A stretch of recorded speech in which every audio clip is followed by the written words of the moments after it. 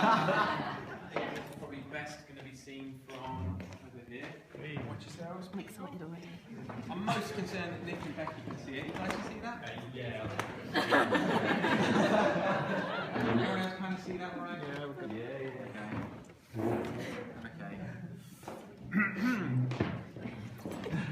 Okay. So I'd like to start by saying what a superb day this has been so far, and offering a few thanks, starting by thanking Becky for choosing such amazing bridesmaids. I'm sure you'll all agree that they look beautiful today.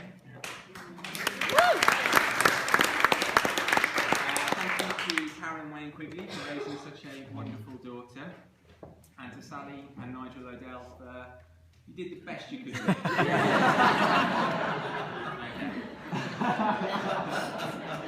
I'd also like to thank the crew of the mighty ship the Dundas for last weekend venturing out in the stormy weathers in search of danger and adventure, and we returned with hangovers and double pneumonia. And thank you to everyone else for coming out today to my special day. It means a lot to me. For those of you who don't know me, my name's Ed, and I had the great pleasure of introducing the happy couple to each other back in the winter of 2008. But before I get onto that, I better tell you all how I came to meet Nick. Okay. So nervous. It's alright, it's not too bad. Okay. Okay. So Nick was just about the first person I met on the very first day of high school. It was a Year 7 induction day, meaning none of the older children were at school. I clearly remember as I tentatively got onto the school bus and there were two other boys already sat on the bus, and I thought to myself, damn it, I've missed an opportunity to make a friend here. So I went and sat behind those two boys. Because I wasn't going to be a Billy No Mates on the first day of school. I thought to myself, I'm going to force my friendship upon these unsuspecting soldiers. And one of those boys was Nick. He didn't like it one bit.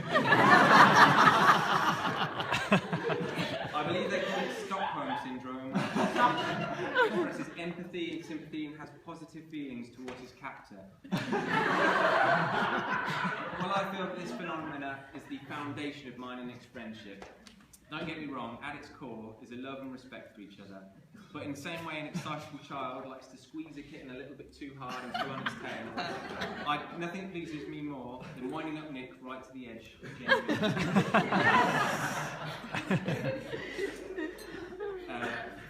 like, for example, the time I pushed Nick into a bunch of stinging nettles. And he spent the whole day with swelled up arms and legs and face.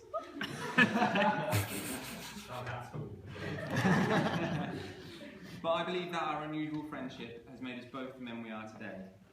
Growing up, Nick kept me in line, kept me focused, and was someone for me to aspire to be like. Strong-willed and self-assured. For Nick, I was a relentless pain in the ass. I knew how to push his buttons, and in a sense, I mean that literally. This. There's a game I used to enjoy playing in Year 10 French class. I'll veer off a little bit here. Nick's got a number of moles going up and down his arms.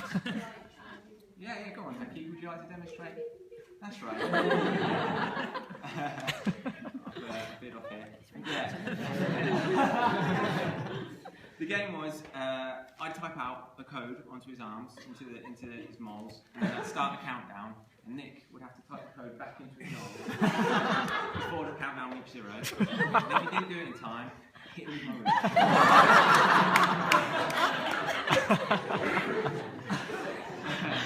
But for me, the game was never really whether Nick would get the code right or whether he'd do it in time, but whether I could get Nick to participate.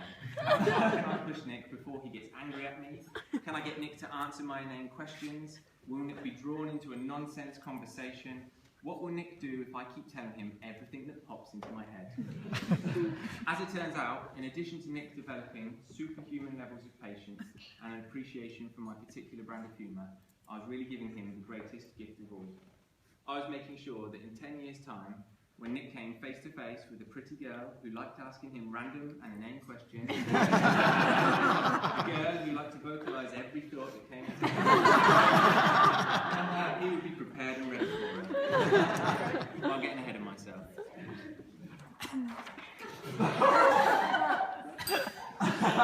Now, it may surprise many of you to learn that this hunky stallion of a man was not always such a hit with the ladies. Don't laugh, he's right there.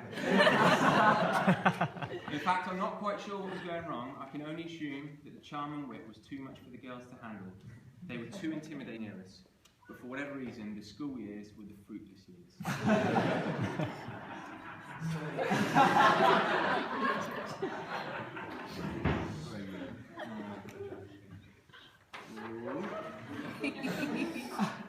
Enter the university years, which was all about the ladies.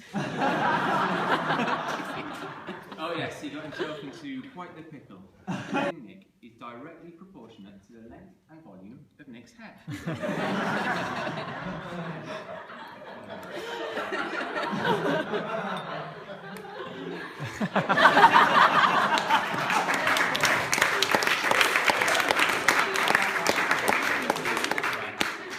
We can see on the graph the exact relationship between Nick's hair length and how many ladies are interested in him. So this is the length of Nick's hair. As he gets longer, more ladies are interested in him. That's exponential. Okay, and this is the golden zone. This is where Becky wants to try and keep Nick. This is dangerous.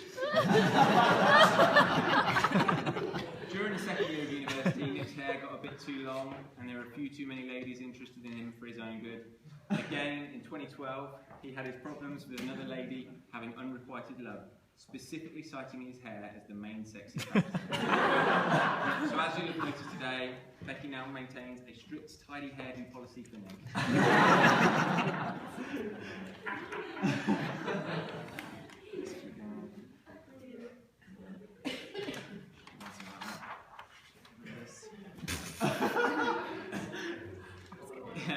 In the autumn of 2007, me, Nick, and our friends Ewan and Tweet piled into a car with a tent and did a whistle-stop tour of Europe.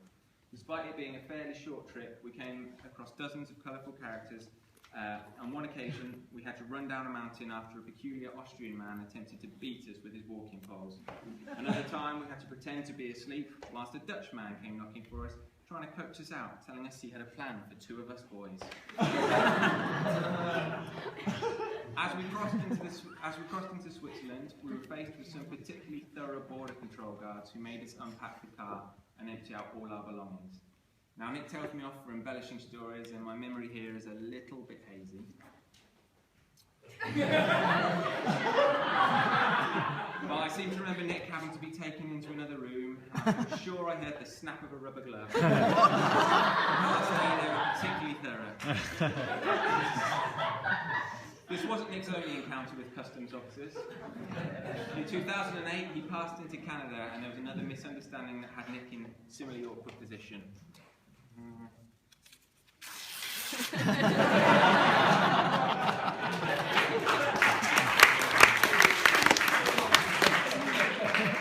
If I didn't know better, I'd suggest that Nick purposefully gets himself into these border positions a quick rope and a cheap thrill. This was part of Nick's solo travels across the globe. Our friend Martin and I had wanted to meet up with Nick in Australia and travel around, but unfortunately my money was a bit tight.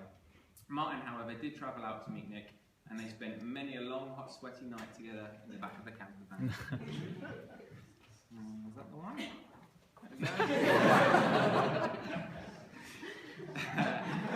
Grumpy that I was missing out on an adventure with my buddies, and broke, I'd secured some bar work at Northampton's regional theatre, Royal and Durngate, and lucky for Nick that I did. Yeah. My primary aim for working at the theatre was to keep a low profile, earn some money, quit and go travelling. Perfect. Except. Yeah.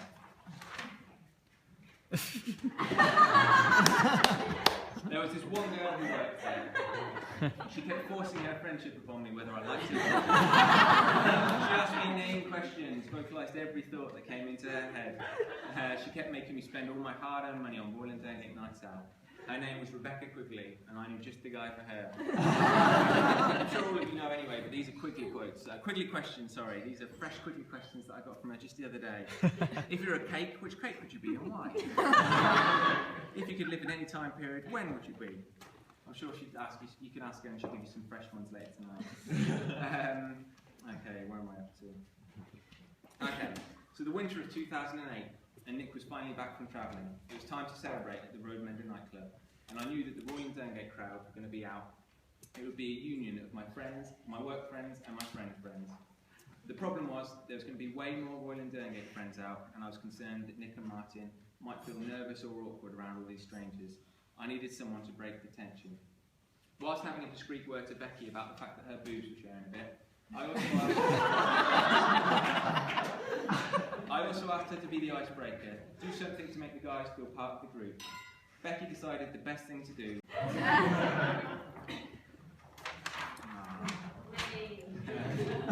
And the rest is history.